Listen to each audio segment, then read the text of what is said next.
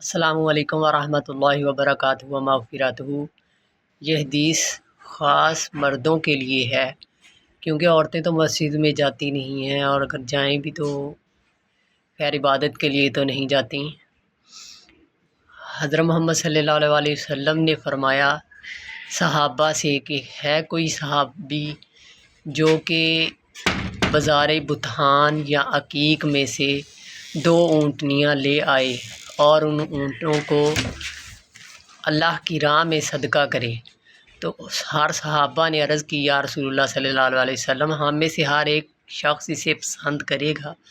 تو آپ صلی اللہ علیہ وسلم نے فرمایا اعلی صبح یعنی صبح کے وقت قرآن پاک کی 2 آیات مسجد میں بیٹھ کر پڑھنا 2 اونٹوں کو صدقہ کرنے کے برابر، اور 3 کا پڑھنا 3 اونٹوں کو صدقہ کرنے کے برابر، اور 4 کا پڑھنا 4 اونٹوں کو صدقہ کرنے کے برابر ہے۔